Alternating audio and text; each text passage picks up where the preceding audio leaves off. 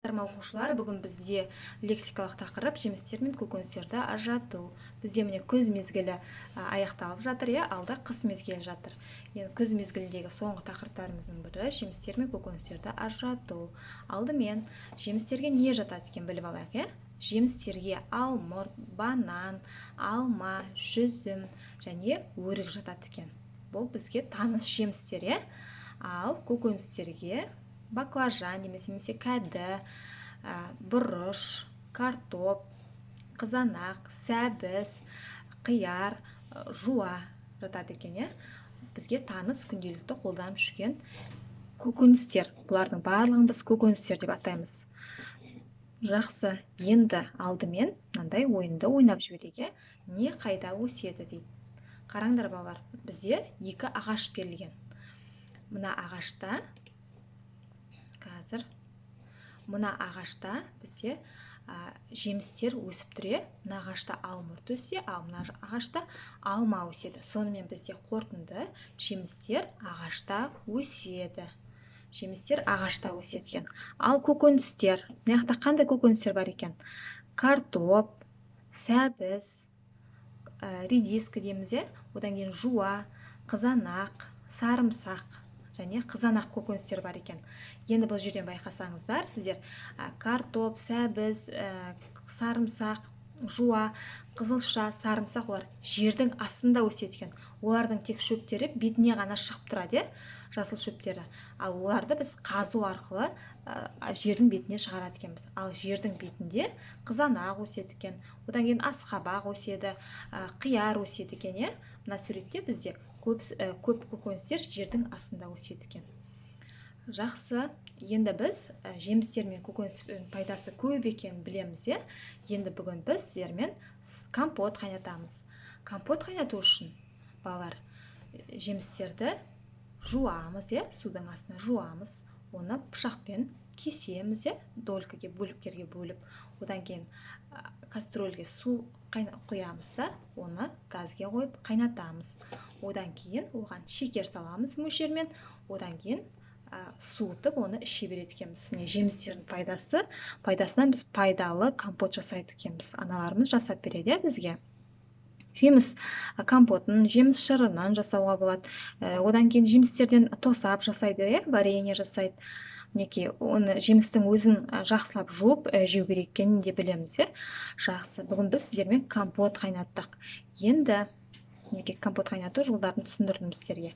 Біз әлі өскесін әтібі сабағынан қайнатуды үйретеміз, компот қайнатуды. Ал қазір бізге аналарымыз қайнатып береді. Енді компот бізге көптеген еңбекпен келеді екен, Жақсы. Енді біз қазір салат жасайтын боламыз. Ал енді мынандай сәбіз салаты деген саусақ ойынын қайталап жіберейік. Саусақпен қайталаймыз. Сәбізді алып тазалаймыз. Оң қолды жұдырыққа түйіп, сол қолдың алақанына ысқылайды. Күшпен үгіп майдалаймыз. Екі қолды жұдырыққа түйіп, ұстап жоғары төмен қозғайды. Күштен өткізген құсап. Одан кейін қанттан сеуіп дәмдейміз. Саусақтың ұшымен қант сепкендей қимыл жасаймыз.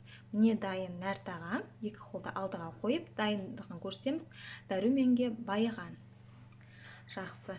Енді салат жасайық. Енді көкөністердің пайдасы, біз салат жасаймыз, тамақтарға қосамыз, пайдасы өте көп. Енді бүгін біз салат жасау үшін қызанақ, қияр және жуан алдық. Оларды жақсылап жуамыз. Одан кейін арнайы көкөністерге арналған тақтада кесеміз, тураймыз мінекей. Одан кейін сұйық май немесе оливковый масло қосуға болады, одан кейін кішкене тұздауға болады, араластырып, одан кейін үстелге қояды екенбіз. Көкөністер бізде, көкөністер мен жемістер дәруменге өте бай. Мінекей. Міне үлкейтіп көрсетіліп жатыр. Қызанақ, қияр жуамыз, міне пышақпен кесіп аламыз, тәрелкеге саламыз, одан кейін сұйық май немесе оливковый зәйтүн майын қоямыз, тұздаймыз, одан кейін үстелге қоямыз араластырып. Енді мынандай сурет берілген, және мынандай 4 тірек сызба тұр. Тірек сызбамен сөйлем құрау-дағдысын бекітеміз, 1, 2, 3, 4. 4 қана тірек сызба тұрса, онда біз 4 қана сөзден тұратын сөйлем құраймыз. Мысалға, мына қызға біз Айгүл деп алдық. Айгүл ағаштан алма жинады. Сурет бойынша сөйлем құрадық, және ол сөйлеміміз тек 4 сөзден тұрды, тірек сызба бойынша біз дұрыс жұмыс жасадық. Айта кететін нәрсе, алма ағаштары, жеміс ағаштары өсетін жерді біз бақ деп атаймыз. Ал көкөністер өсетін жерді бақша деп атаймыз. Енді мына жерде бізде тағы да 4 тірек сызба берілген. 4 тірек сызбаға осы сөйлемде болып жатқан сөйлем құрау керек біз осы сурет бойынша, және ол сөйлеміміз 4 сөзден ғана тұру керек. Балалар бақшада көкөністер жинады. Жаңа айтып өттім, онда көкөністер өсетін жерді біз бақша деп айтамыз. Көкөністер мінекей жерде өседі, қазып алады дедік. Мінекей оны кептіріп, сосын қысқа дайындап, сосын барып салады екен, сақтауын, дұрыс сақтау жолдарын таңдап. Мінекей балалар, бүгін біз жемістер мен көкөністерді өттік. Біз оларды ажыраттық, және компот пен салат дайындадық, және суреттер желісі бойынша сөйлем құрадық. Және ненің қайда өсетінін, жемістердің ағашта өсетінін, ал көкөністердің жерде өсетінін біз білдік. Енді кері байланыс күтемін, балалар. Сау болыңыздар. Жемістер мен көкөністерді өте көп мөлшерде жеу керек екен.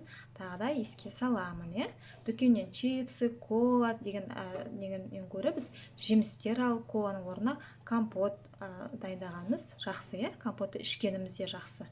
Пайдалы, ауырмайсыңдар. Балалар, сау болыңыздар. Мен сіздерден кері байланыс күтемін. Сау болыңыздар.